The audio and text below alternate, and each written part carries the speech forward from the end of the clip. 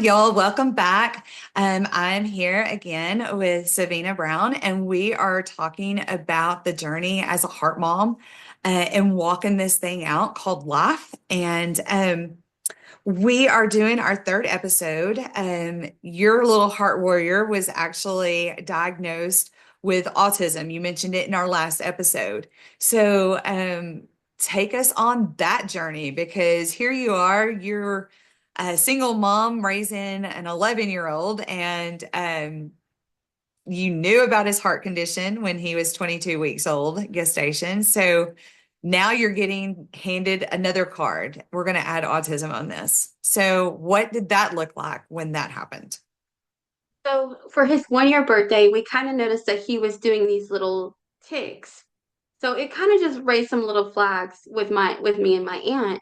She says, "We're gonna wait because I can't say he has autism. We can't get him diagnosed yet because he's still at a young age. He's still at a baby adolescent age." I said, "Okay." So August of 2015, I believe, yeah, 15. We went in August 2015. We went in to have him diagnosed with autism. So it comes back out he has autism spectrum disorder. Okay, so like now we got another challenge here. But it's good though because now we started at a young age. We got him diagnosed. We got him prepared and ready. They had sent me over lots of information when it comes to ECI, early childhood intervention. He was able to start doing physical therapy, occupational therapy, just getting him going because he started at a late age when it comes to crawling, to walking. Eating was one of those little challenges that we had with him, but we've have overcome them. Now he is 11 years old. He is on the spectrum. He's high functioning. He does spend time in a general ed course and also has special ed course as well too. So it's a challenge with him. In school, he's great, but when it comes to doctor's appointments, it is a challenge because he doesn't quite understand what's going on. So when he started getting older, I was able to express to him, say, "Hey, Caden, we need to get something checked out about your heart. Your heart's fine. We just need to get it checked out." He didn't quite understand what was going on. And when we go to cardiology appointments, it was a battle because he didn't want people touching him. He was very sensitive. He has sensory disorder, he has a texture disorder. So there's a lot to it when it comes to the autism part of it. He's just very sensitive about things, especially his chest area. So it's always a battle with him on that. So but now he does very good. He goes to the dentist. He does put up a fight at the dentist. He puts a fight up at the pediatrician. But most of the time, they're able to get through his appointment and send us on our way. Okay. So, what did therapy look like for y'all? Was the therapist teaching you how to teaching you other things? Again, like we said on Heart Kids, like you are their number one team member. You need to know everything that's going on. So how did that look? Was therapy with him? It's like homework. They gave me homework to do with him. Okay. So I would sit there and take notes. Like, okay, Kaden needs to do this. Kaden needs to do this throughout the day. He would have therapy almost 3 to 4 times a week, and it'd be in-home therapy.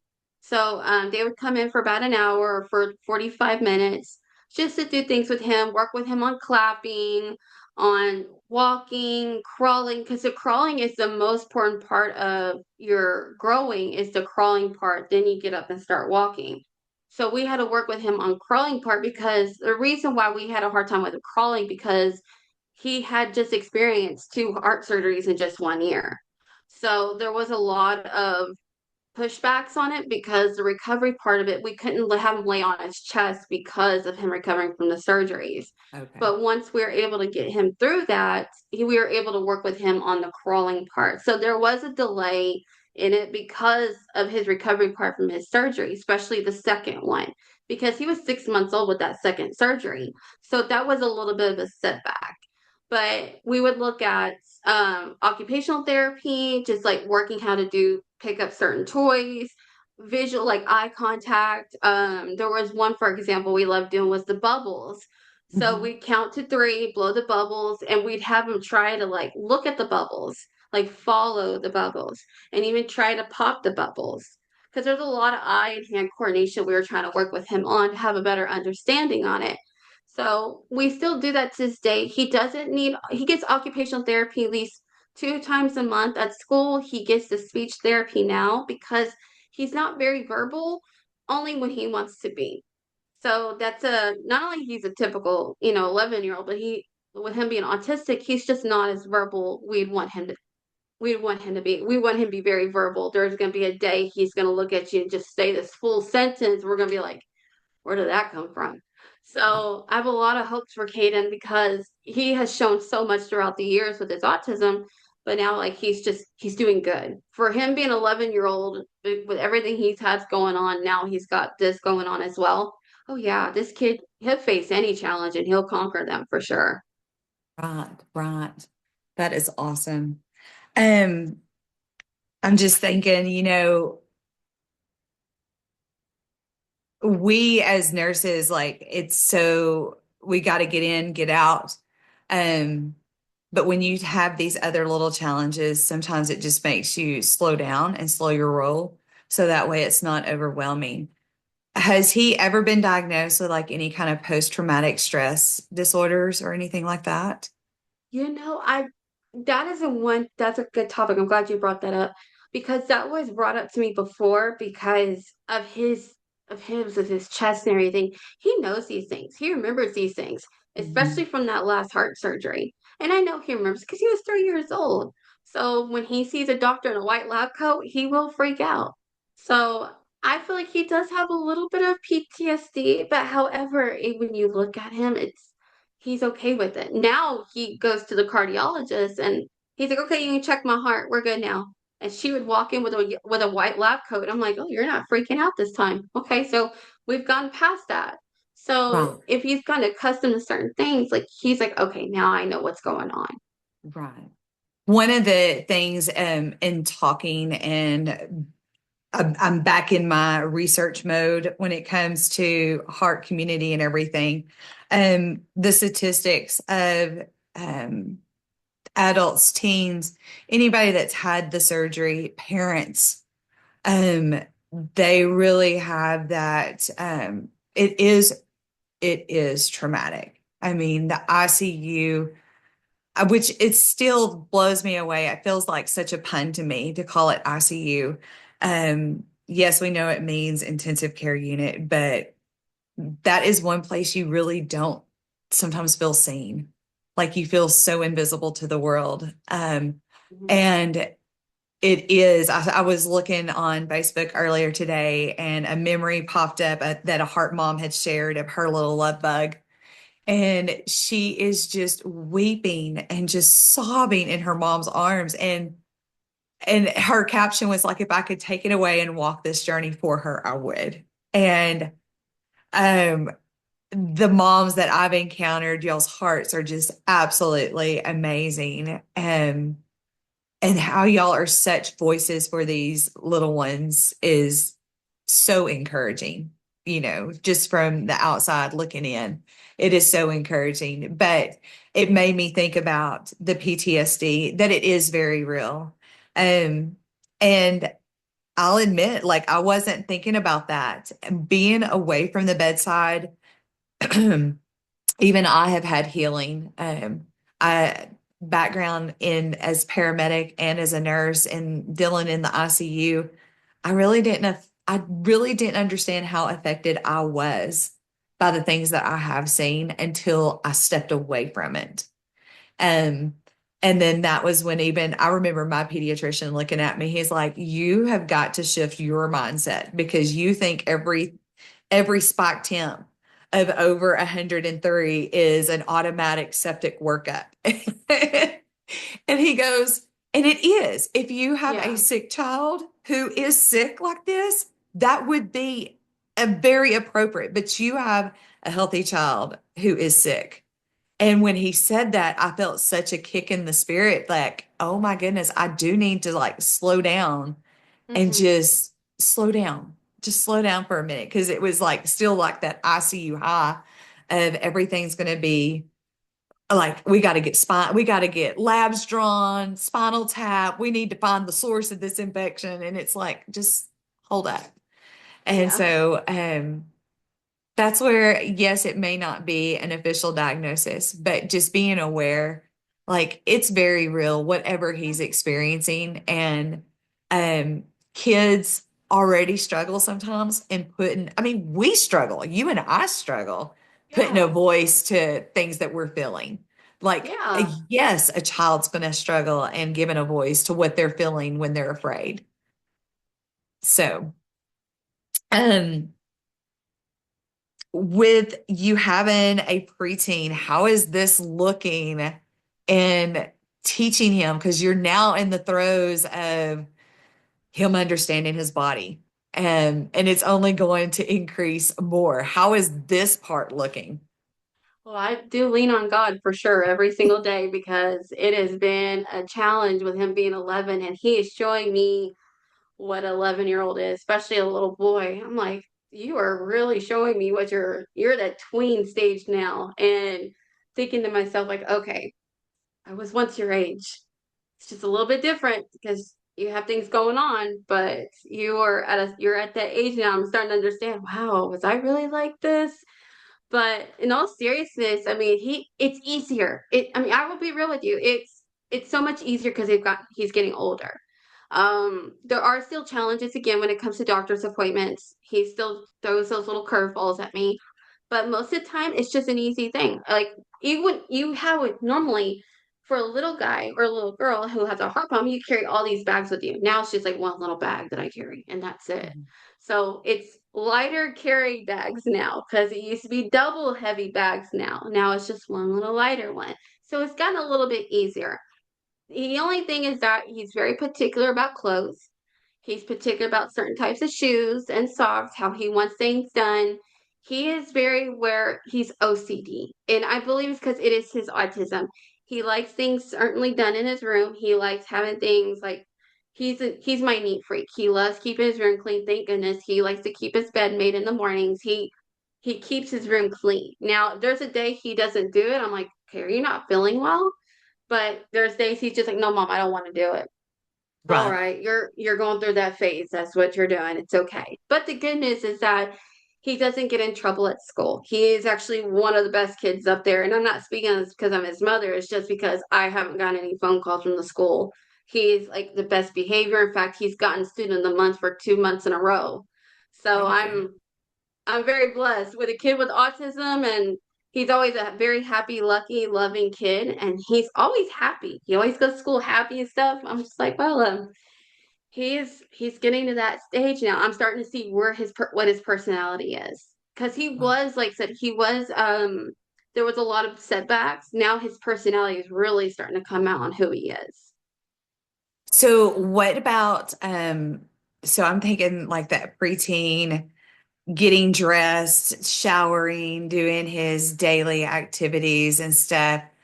Is there been a shift that's starting to happen with him at 11, and him wanting to have more control of his body? Um, I help him. He normally picks out his own clothes. So I've kind of let him take the reins on that. As long as they match and they fit him, we're good.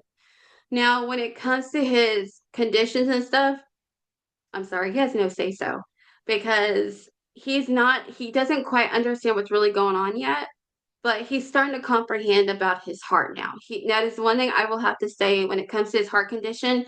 He has let me take the reins on that because I am mama and I had to explain to him. I said, hey, look, I know you're getting to that age. You're starting to understanding things about your heart condition, but leave it to me because we went through this together. Despite it is your heart, but I am your voice on this, Kaden, because you can't really kind of you can't explain them what it is. You can explain like, oh, I have one single ventricle. They'll know when you say that.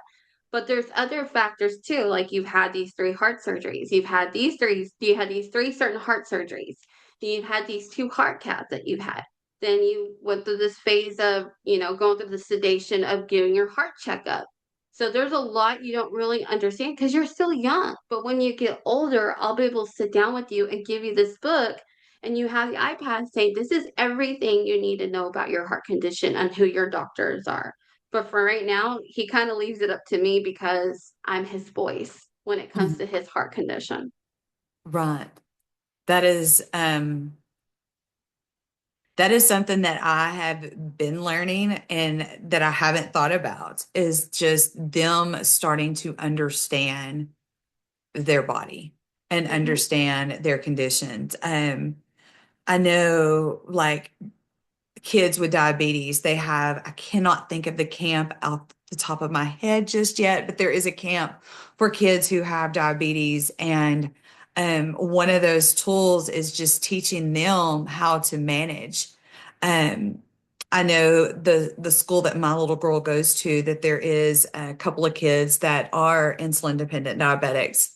And the physician or the nurse that works there at the school, she has access to apps that tell them their glucometer and their reading and everything. So that one is very letting these kids have the power to control the situation and know what's going on. Um, so, what about Caden and him understanding? Actually, I'm going to pause for just a second and then we're going to come right back. Okay, so how are you anticipating the next couple of years with Caden understanding his heart diagnosis? Because this is about that age, like body identity is something that these preteens and teens really struggle with. How are you equipping yourself to prepare to teach him since you're the number one person that knows him better than anybody? I have like photos, like, pictures and everything, with his heart condition, what a normal heart is, and what his heart condition looks like. So he can look at those photos and understand, okay, well, this is not what my heart looks like. This is what it looks like. And these are the diagnoses. This is what I have alongside with the main diagnosis. Mhm. So that'll help him have a better understanding. And plus, I'd be able to tell him these are the type of surgeries that you had. This is what's helping you right now. So I'll be able to explain it to him a little bit more about his heart condition, what you need to look for, like the flags of it, like if your O2s are low, if you're starting to turn purplish blue, or if you start feeling lethargic, or if your skin color starts changing, or you start feeling very tired. That's when you start noticing things. When you start noticing these things, those are little flags. That's when you need to start making the next step. I need to see my cardiologist.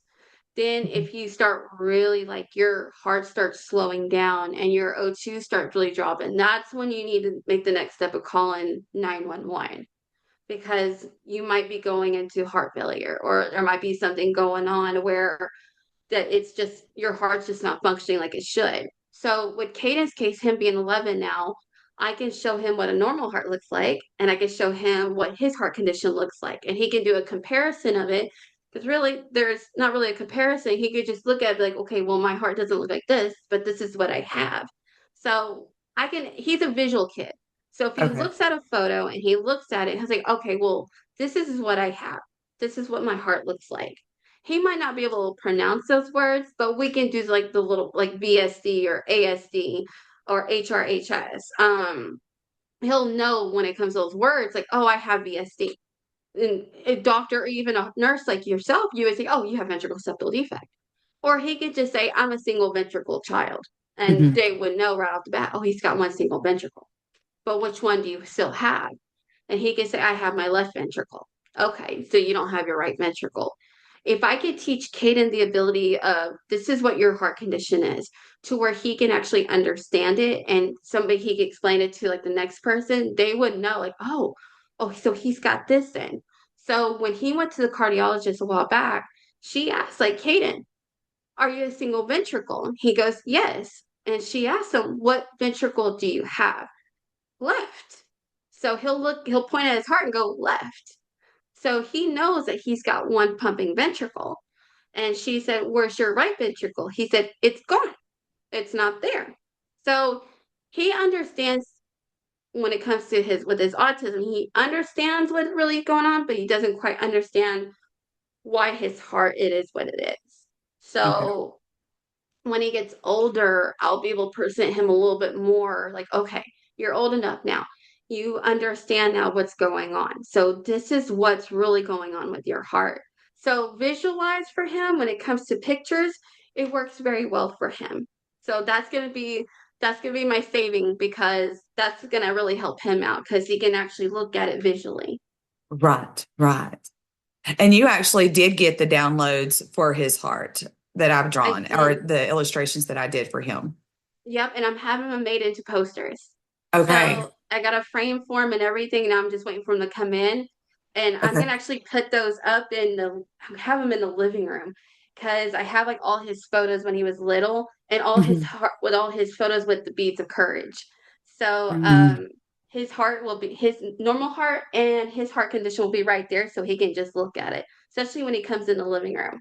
Okay. Well, I love that. You're gonna have to share an image of that because that is Yeah. incredible. Um, so he's 11. Is he in any sports? Is there any activities? I mean, yes, he is. Yes, he does have autism. Yes, he is a heart warrior, but he is still an 11-year-old little boy.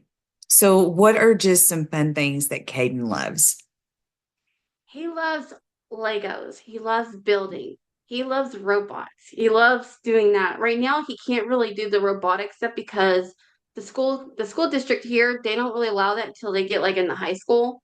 Okay. So he'll be able to go into the robotic program here in the Burleson School District. And that's going to be really good for him because he likes hands-ons. He likes technology. He's locked me out of my iPad before. He's locked me out of my laptop before. So, but Oh he's my. able to get me back in there. So he's a very smart kid, but he's Yes. more hands-on. But also Okay. he loves to run. He's my runner. And I've been told that would be really good for him because it helps with his lungs. So Yes. I have a little bit of concerns because of his heart, but the good part of it is that it helps his lungs out. I love what you were saying about just explaining his things that he needs to be aware of. What I love and I think is just absolutely amazing, and just how God makes the single ventricles is the ability for them to stop when they need to stop, and they're not even saying it. That was something you were telling me on the side, that he ended up not showing much interest. Was it in PE at school? And the nurse called you and said, hey, he doesn't want to play. And it was just a big key indicator to even the school to know something's going on. Yeah. Um, and you took him in for a cardiology follow-up. Yeah, that So was, yeah. So for parents that are worried, like, just know sometimes your kids, they will tell you without actually saying it. Hmm. And so I Yeah. love that you even taught the nurses and the teachers what to look for, because they're able to pick up when it's an off day for Caden. So The crazy thing is too, being in the heart unit, I learned a lot from you nurses because I was not just a mom, I was going to be the nurse as well too at home because I had to learn these things and how much medication he's going to need to take. What am I going to have to look for? What do I need to check for? That's why with his medical book back then always was always very helpful because I kept writing down all these notes on how his O2 was, his beats per minute and everything. So you do have to be a mom. You first have to be a mom, but when it comes to like his medical stuff, I'm still a mom, but I still have that nurse mentality because I spent so much time in the hospital with yeah, him and I learned a lot from the nurses. So yeah, and I'm also CPR first aid AED certified. So I had to, just because of Kate's case, if something ever happened, it was just me and him, I would know what to do. So exactly. I would have to put my frantic nervousness to the side. Okay, Kaden, I gotta do this, buddy. So, oh yeah, you kind of have to set one part emotion to the side if something happens to your child, especially if it's just you and him. So I always recommend any parent, any heart parent, get CPR first aid AED certified. And that's what I Yes. did. Yep, I've had it since 2013. I love it. I love it. Well, we are going to have one more episode with you for sure. And we're going to talk about the future and things that you're thinking about for the future for your little warrior. I love that he loves to run. I wish I loved to run, but right now I don't. But I'm really encouraged by it because I have been following a story of a CFer, cystic fibrosis little girl, multiple hospitalizations, but recently she got involved in cross country, and the mom was documenting decrease in hospitalizations and medications, and that she is doing her lung function is just like improved so much from her just running. So if that boy wants to run, let him run. Oh yeah. Oh Yeah. yeah, I do. All right. Well, on our next episode, we're going to talk about the future and things that you're thinking about. So thank you for joining us. Until next time.